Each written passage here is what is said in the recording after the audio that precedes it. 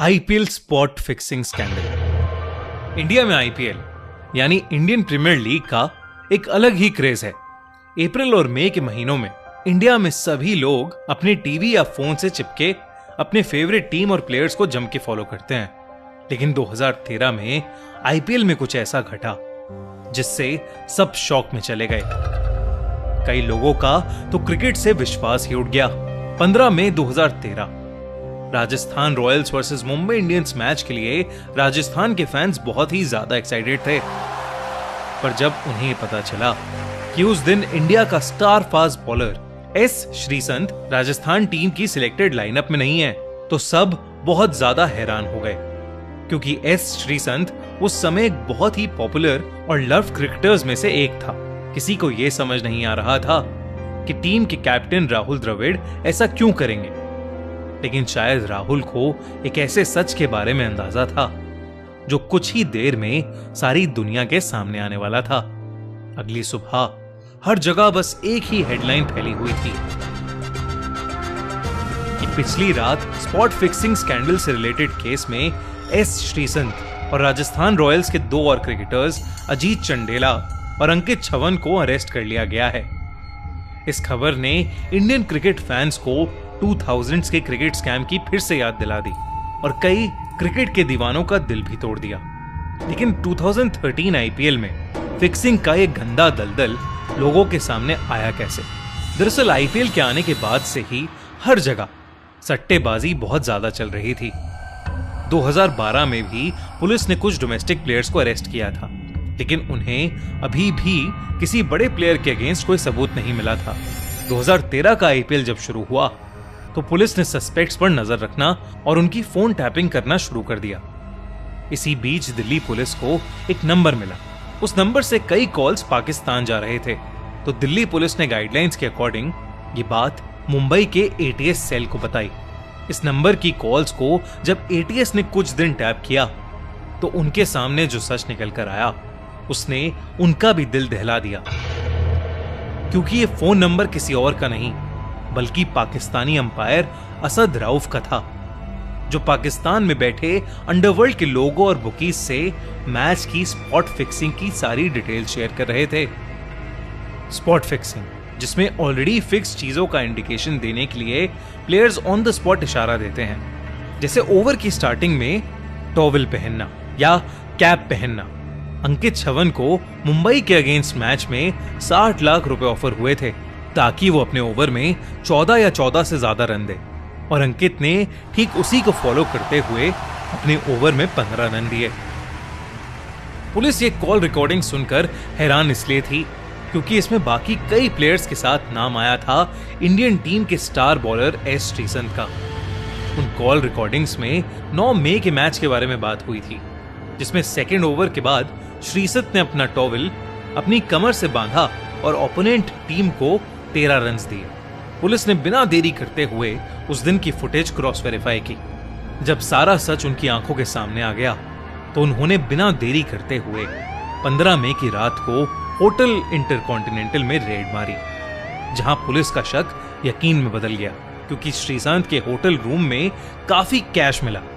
साथ ही कुछ डायरीज भी थीं जिसमें बेटिंग रिलेटेड इंफॉर्मेशन थी, और बेटिंग में पहले से इन्वॉल्व और हमेशा पुलिस के रडार पर रहने वाला जीनू जनार्दन भी उसी रूम में था। पर पुलिस के अरेस्ट सिर्फ यहीं खत्म नहीं हुए।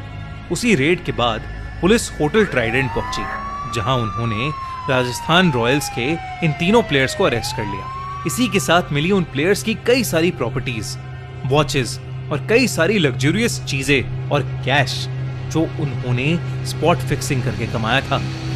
वहीं श्रीसंत की बिजनेस होल्डिंग एसआर एंटरटेनमेंट में बेटिंग स्पोर्ट्स भी एक सर्विस थी, जिससे उसके फ्यूचर प्लान्स का पुलिस को पूरा आइडिया लग गया था।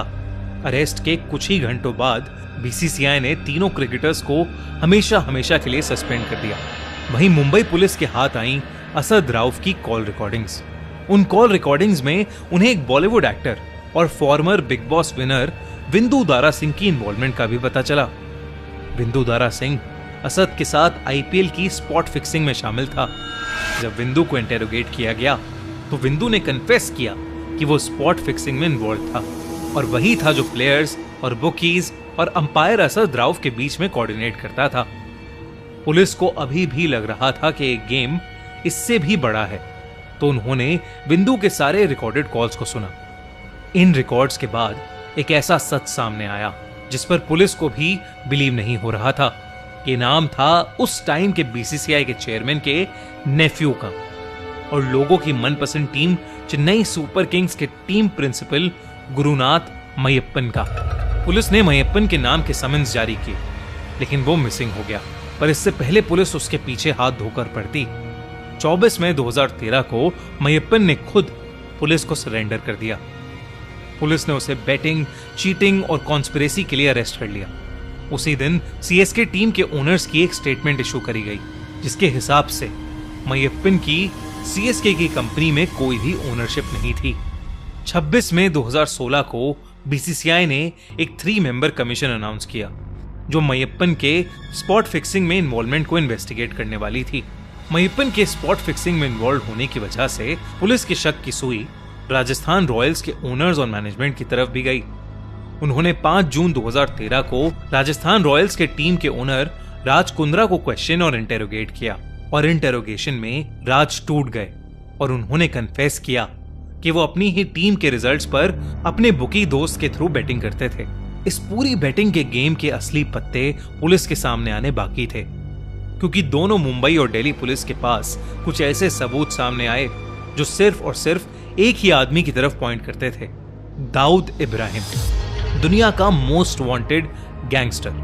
जुलाई 2013 को पुलिस ने एक चार्जशीट फाइल की, जिसमें दिल्ली पुलिस ने कुछ कॉल रिकॉर्डिंग्स प्रेजेंट की, जिसमें खुद दाऊद इब्राहिम की आवाज थी। उन वॉइस रिकॉर्डिंग्स को एक सेंट्रल फॉरेंसिक साइंस लैब ने वेरीफाई भी किया, और साथ ही साथ कई वॉइस रिकॉर्डिंग्स ऐसी भी थी जिसमें क्रिकेटर्स पाकिस्तान में दाऊद के लोगों से बात कर रहे थे। वहीं मय्यप्पन से मिली बुकी की लिंक्स में कई का लिंक पाकिस्तान के बुकीज से निकला, और उनमें से एक फिक्सर का नंबर खुद दाऊद इब्राहिम का था। एक बात तो साफ थी कि इंडिया में बैटिंग का पूरा गेम अंडरवर्ल्ड ही चला रहा था, लेकिन सबसे अजीब बात इस पूरे केस के बाद ये हुई कि मय्यप्पन, श्रीसंत, चंडेला और अंकित छवन सबको नॉन गिल्टी करार करके रिहा कर दिया गया। लेकिन बीसीसीआई ने इन लोगों पर स्ट्रिक्ट एक्शन लेते हुए सबको हमेशा के लिए बैन कर दिया और राज कुंद्रा से राजस्थान रॉयल्स की उनकी सारी ओनरशिप वापस छीन ली। वहीं 2015 लोधा कमेटी की इंक्वायरी के बाद उन्होंने चेन्नई सुपर किंग्स और राजस्थान रॉयल्स दोनों ही टीम पर 2 साल का बैन भी लगा दिया।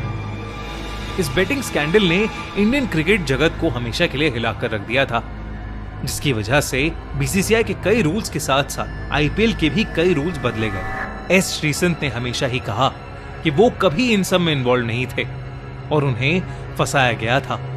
श्रीसंत ने अपने इंटरव्यूज में बताया कि जबरदस्ती कन्फेशन स्टेटमेंट्स पर उनके साइन लिए गए थे। कई साल इसके अगेंस्ट केस लड़ने के बाद सुप्रीम कोर्ट ने श्रीसंत को नॉट गिल्टी करार दिया और उन पर से क्रिकेट का लाइव बैन भी हटा दिया। दोस्तों, अगर आपको आईपीएल स्पॉट फिक्सिंग स्कैंडल की ये कहानी अच्छी लगी